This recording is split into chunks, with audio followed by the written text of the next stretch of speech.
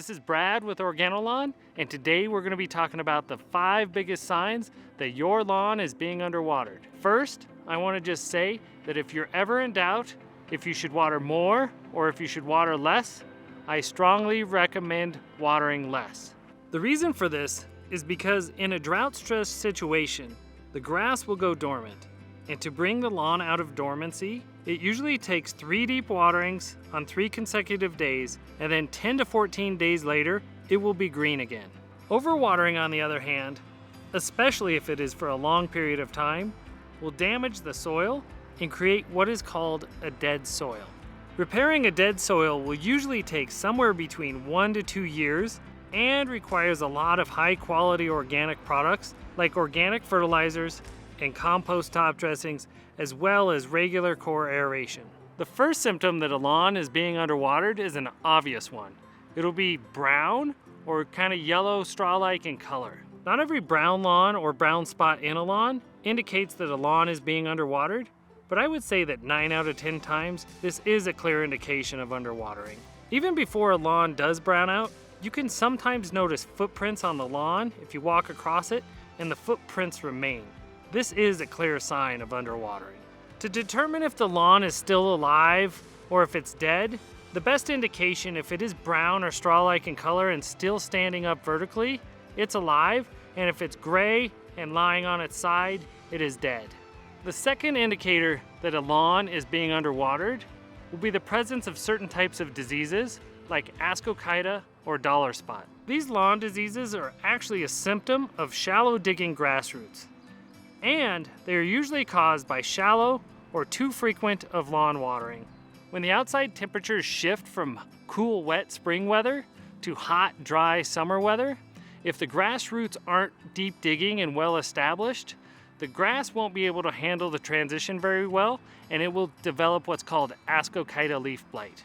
A third indicator that a lawn is being underwatered, or possibly watered too frequently, is the presence of dog urine damage. That being said, if you have a small yard with a large dog or multiple dogs, you might still have dog spots, even if you are watering properly. But dog spots tend to indicate shallow or underwatering issues.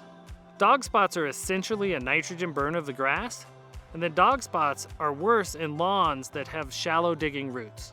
When a dog goes to the bathroom on the lawn, the nitrogen in their urine is absorbed by the grass roots. Since grass considers nitrogen a scarce resource, the roots will continue to absorb nitrogen as much as possible, and they will even do this to the point where they overdose on the nitrogen and die. The fourth major symptom of underwatering a lawn are the presence of certain types of weeds. These weeds are called indicator weeds. Indicator weeds tell us information about the cultural practices of the lawn without having to take a core sample or perform a sprinkler audit. Bindweed, for instance, is a clear sign of improper lawn watering, and it is most commonly found in lawns that are being underwatered. Mustard is a weed that prefers to live in dry and sandy soils. Prostrate spurge loves dry soils and won't even grow in lawns that are being watered properly. Usually, when we see prostrate spurge growing in a lawn, we immediately know that there is a sprinkler coverage problem. Black medic is a clear indication of dry soils, and it also tells us the soil is lacking in nitrogen. Kochia, more commonly known as tumbleweed, is a very clear indicator of drought stress.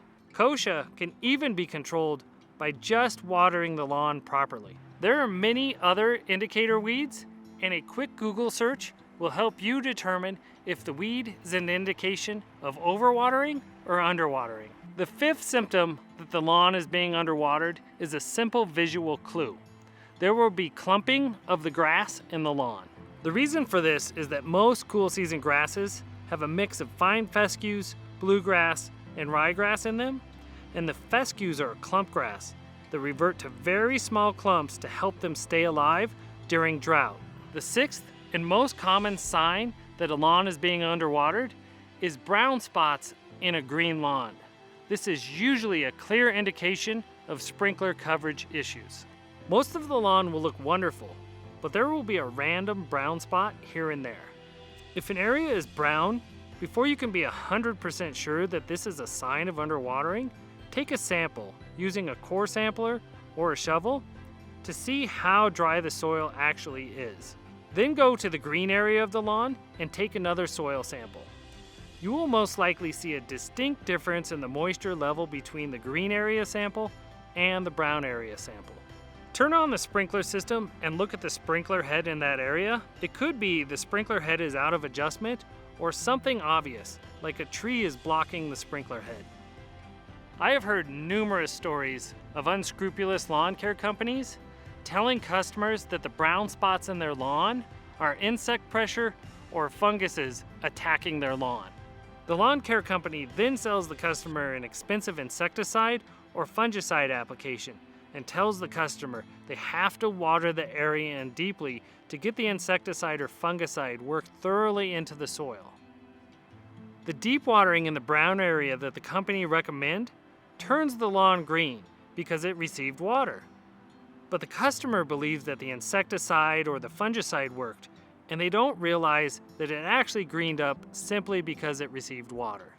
A few weeks later, when the lawn dries out again, the brown spots return, and then the customer calls the lawn care company up again, and they sell them another expensive application.